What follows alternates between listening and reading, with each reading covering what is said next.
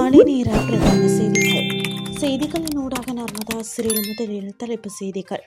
வாகனங்களை கவனக்குறைவாக விட்டு செல்ல வேண்டாம் எச்சரிக்கும் இலங்கை காவல்துறை. உணவுப் பொருட்களின் விலை உயர்வால் ஜூலையில் பணவீக்கம் 7.2% அதிகரிப்பு. கோர்முஸ் நீரிணையில் மோதல் தீவிரம் பின்வாங்கப் போவதில்லை என ஈரான் அதிரடி. இனி விரிவான செய்திகள்.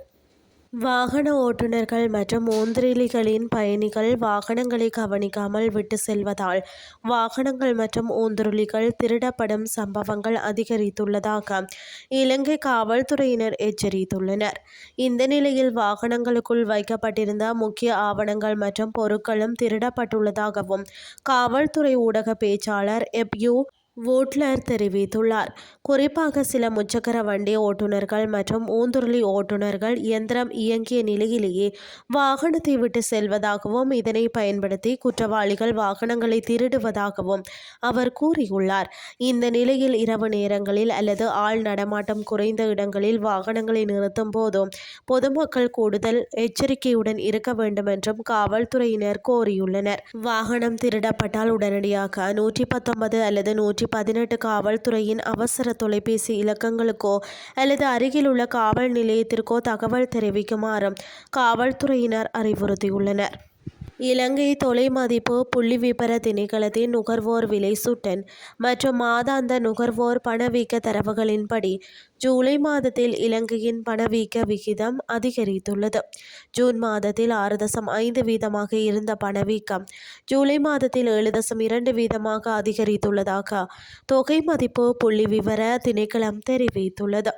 அதேவேளை உணவு பிரிவின் பணவீக்கம் ஜூன் மாதத்தில் 3.3% இருந்த நிலையில் ஜூலை மாதத்தில் 4.9% அதிகரித்துள்ளது. இருப்பினும் உணவல்லா பிரிவின் பணவீக்கம் ஜூன் மாதத்தில் 9.3% இருந்த ஜூலை மாதத்தில் 9.2% சற்று வீழ்ச்சியடைந்துள்ளதாக தொகை மதிப்பு புள்ளிவிபர திணைக்களம் குறிப்பிட்டுள்ளது. இனி வெளிநாட்டு செய்திகள். கோர்முஸ் நீரிணையை சுற்றியுள்ள கடல்சார் முடக்கங்கள் மற்றும் அமெரிக்காவின் பொருளாதார நெருக்கடிகளுக்கு மத்தியில் தனது நாட்டின் வியூக ரீதியிலான கடல் வழிகளையும் எல்லைகளையும் பாதுகாக்க ஈரான் முழுமையான தயார் நிலையில் இருப்பதாக தெரிவிக்கப்பட்டுள்ளது. ஈரானிய கடற்படை தளபதி ஷக்ராம் ஈரானி இதனை தெரிவித்துள்ளார். மேலும் தெரிவித்த அவர் தங்களது படைகள் எதிரிகளை தடுத்து நிறுத்தியுள்ளதாகவும் எதிரி படைகளை ஒரு அடி கூட பின்வாங்க அனுமதிக்க மாட்டோம் என்றும் அவர் திட்டவட்டமாக எச்சரித்துள்ளார்.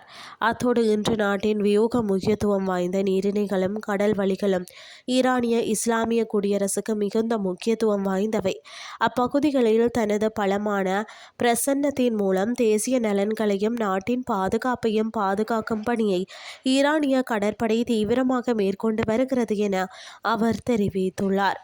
ஈரானிய ஆயுத படைகள் முழு பலத்துடன் எதிரிகளுக்கு எதிராக உறுதியுடன் நிற்பதாகவும் எதிரி படைகள் நாட்டின் பாதுகாப்பிற்கு அச்சுறுத்தலாக ஒரு அடி கூட முன்னெடுத்து வைப்பதையோ அல்லது தங்களை பின்வாங்க வைப்பதையோ அனுமதிக்க மாட்டார்கள் என்றும் அவர் குறிப்பிட்டுள்ளார்.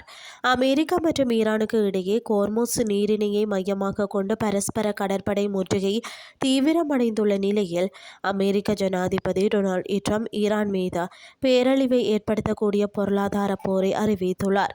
இந்த சூழலில் ஈரானிய கடற்படையின் இந்த எச்சரிக்கை அறிக்கை பிராந்திய பதற்றத்தை மேலும் அதிகரித்துள்ளமை குறிப்பிடத்தக்கது.